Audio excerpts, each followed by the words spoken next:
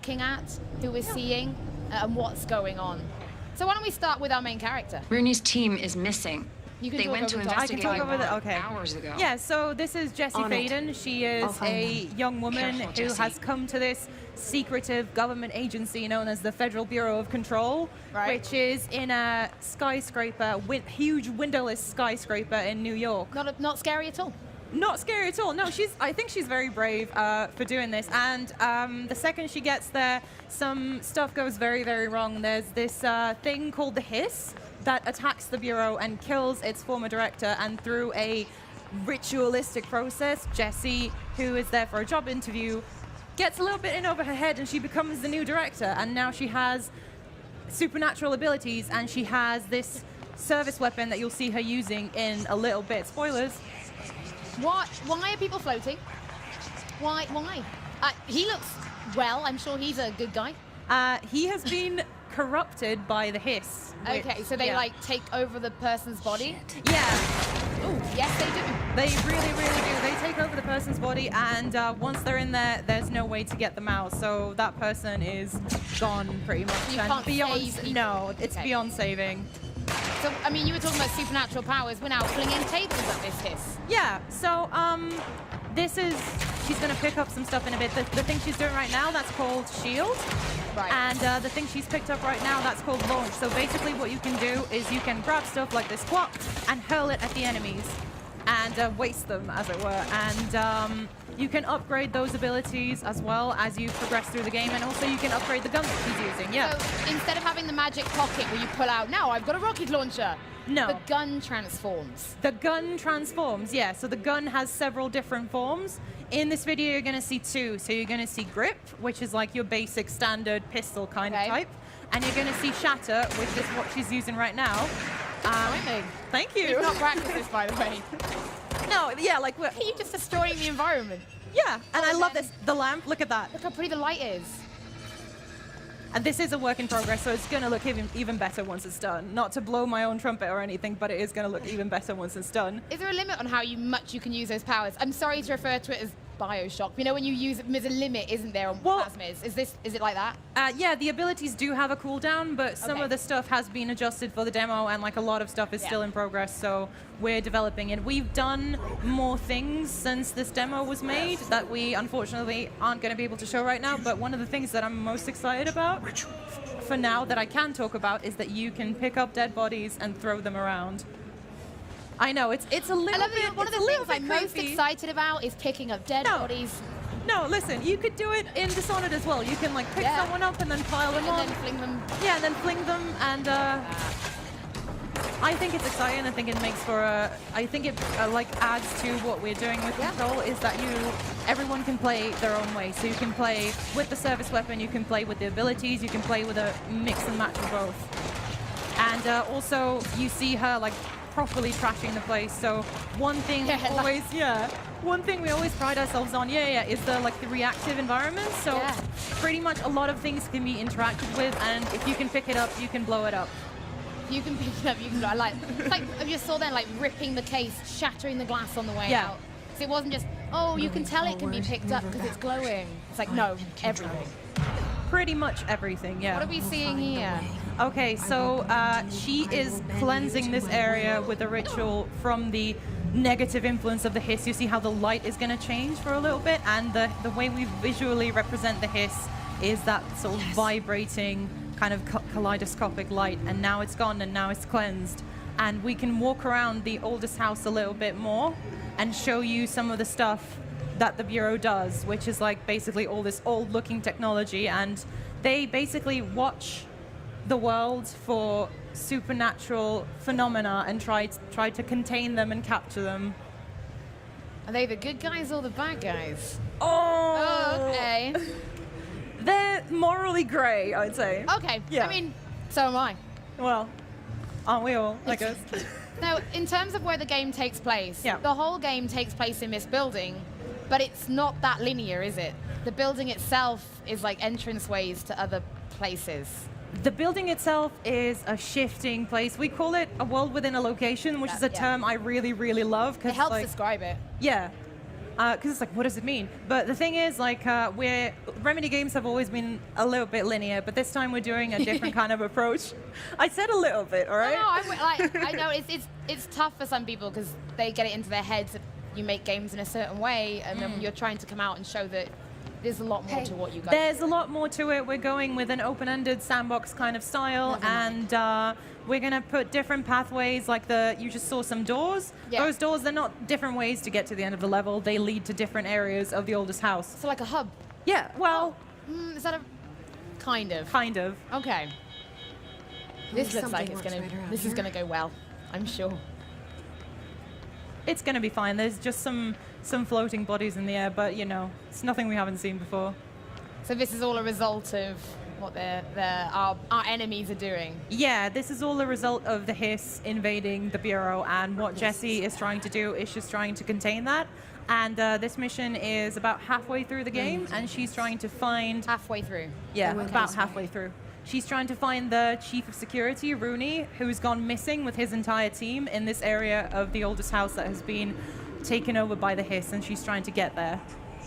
Okay, you said, you know, it's kind of open-ended. In terms of the story itself, is that got different endings, or is it still we're going towards one end kind of goal? It's all going towards one end, yeah, but once you finish the main campaign, sure, but Jesse is still the director. She still has a job that she needs to do, So right? it's not just like credits rolls, thank you for playing. No.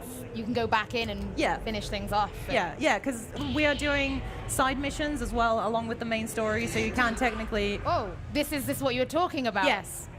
So all of a sudden we're somewhere...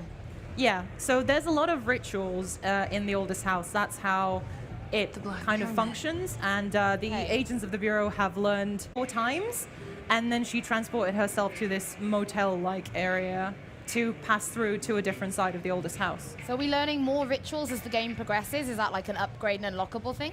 That is kind of... Well, Jesse has always had this kind of like natural proclivity for understanding how these things work. Yeah. So yeah, she will be discovering more stuff as the game goes on, yeah. As a character, because obviously there is combat, are there things to unlock and upgrade as we go? We've got the gun, obviously, but... You've got the gun, you've got the abilities. Abilities? Yeah. Okay. Yeah, so she doesn't get all of them, obviously, at the start, because the game wouldn't be fun if you're just seriously OP from the start. No.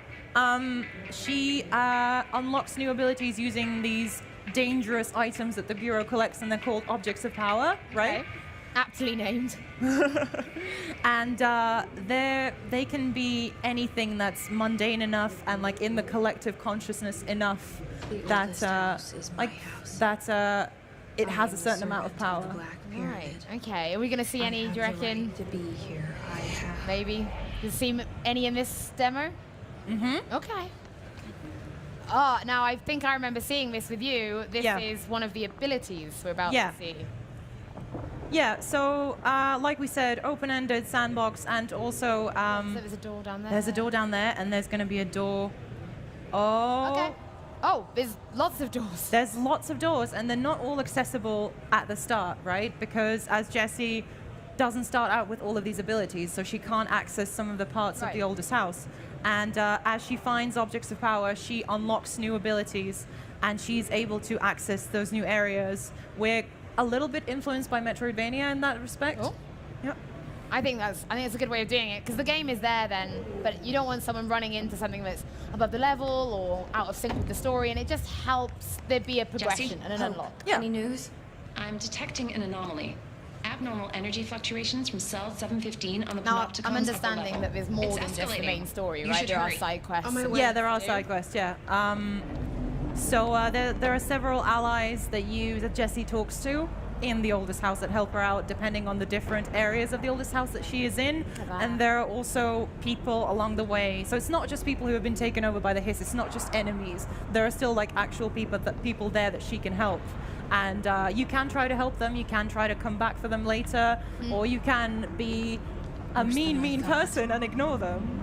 Yeah, I don't know if I could do that. No, I You guys have can't. made it quite visceral. I think I've seen before. If you leaving someone behind is not pleasant. Oh yeah, look. So I guess if you didn't have that ability, you just wouldn't. You wouldn't be able to do So this, that. yeah.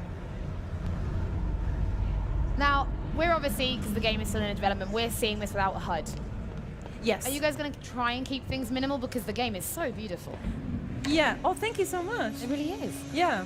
Yeah, we are going to try, again, this is still in development, but we are going to hopefully try and get things minimal. There's not going to be like waypoints and stuff like that. It's, there's a lot of mystery, right? And we want people to find things out by themselves with not a lot of help from UI and stuff like that, because the point of the game is the mystery and uncovering the secrets, not following a waypoint from ecstasy. That looks good. That's new. That looks scary. You think that looks good? Not really, no. That looks absolutely terrifying. I'm terrified by that every time. I'm quite glad there's not like the sounds, we've not got like a scary jump sound, because I don't think I do very well. Right, so where are we headed? These are altered items. Objects that are We are headed. I know where it is. Yep. This is possibly the thing that people have been talking about the most since the demo came out. This is the man in the fridge. Yes. Which is also my favorite part of the demo, to be honest.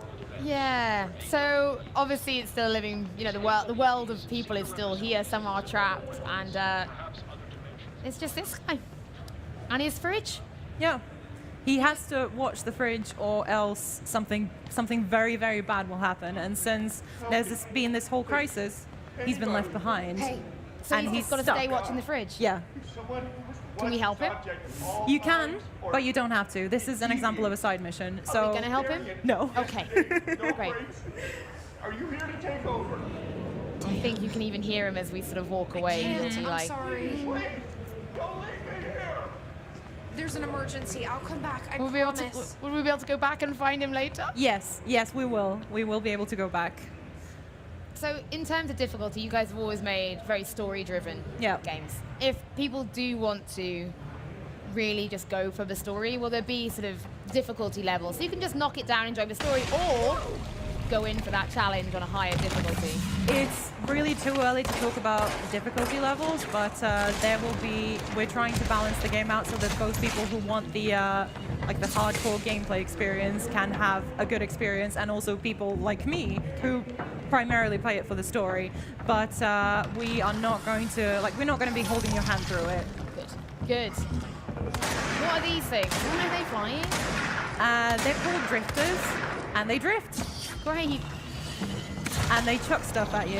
Yeah. And you can also throw a fire extinguisher at them, and some of those boxes. You can blow up a fire extinguisher and have it explode. There's also a bunch of forklifts around the levels, which I think they're very fun to just pick up and throw, because you really, really feel the weight when you pick them up. I suppose that's important when you want telekinesis to be a key element of the game. Yeah. You have to program it so it feels like you're throwing things of weight. Yeah, absolutely. And a different object, depending what you pick up, feels different. Like when you pick up a metal sheet, it's lighter and it moves faster. And when you pick up a forklift, it's a bit heavy. Will you be able to pick up something as heavy as a forklift from the beginning, or is that something you upgrade? That's a good question. I don't think I can answer that. Yeah, I mean, like you keep saying, we are still early in development. A lot of this is still being decided and how it, feels and plays. I don't like those bodies. They make me very uncomfortable. Oh, this is one of my favorite scenes because it's so striking and it's so creepy. Striking is a very, very good word for it. Because if you just took the bodies out, it would just be what happened here. But with the bodies there, it's... And now we're reaching the point that hasn't been shown to the public before. So everybody who's watching this now, this is the first time that this piece of gameplay is ever being shown.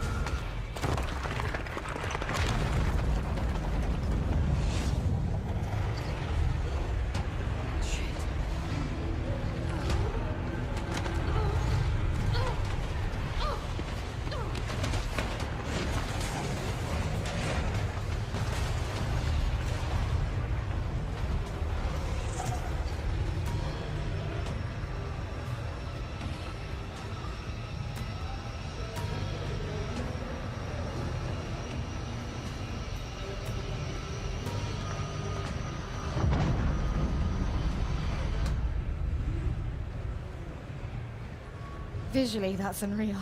I know, right? That you're going to see in a bit. No spoilers. I also love the way that she levitates, because it kind of feels like swimming almost. It doesn't feel like she's quite got the hang of it, which I really like.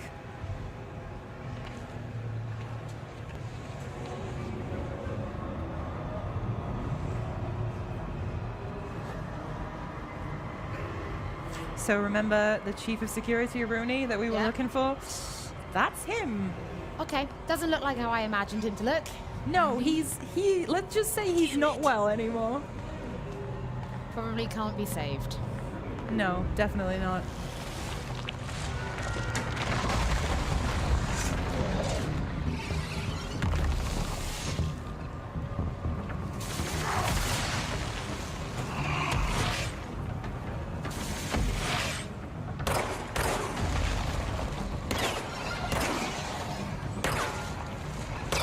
And this is going to be another example of how creative you can get with your abilities and the gun and the environment, because, like I said, everything reacts to stuff happening. Like when he hits the pillar breaks.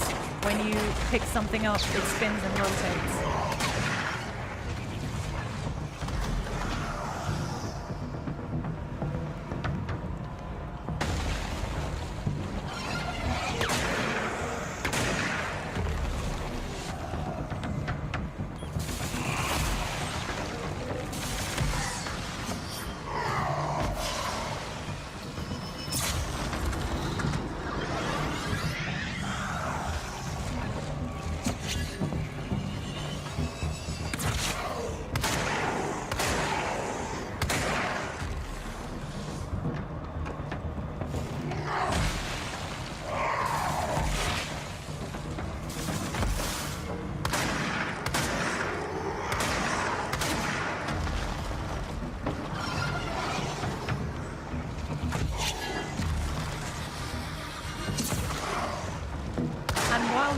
Pretty powerful enemy and takes a lot of hits to bring him down. This isn't technically a boss battle. There are going to be much more challenging enemies in the game. This isn't technically a boss battle. This is just a slightly more powerful enemy that you'll find. There are going to be, Holly, if you knew what kind of enemies we have that are actual bosses, I'd be worried. Yeah, you would be very worried. That's just a nice little mid-boss. I walk the path between static lines. I have the control.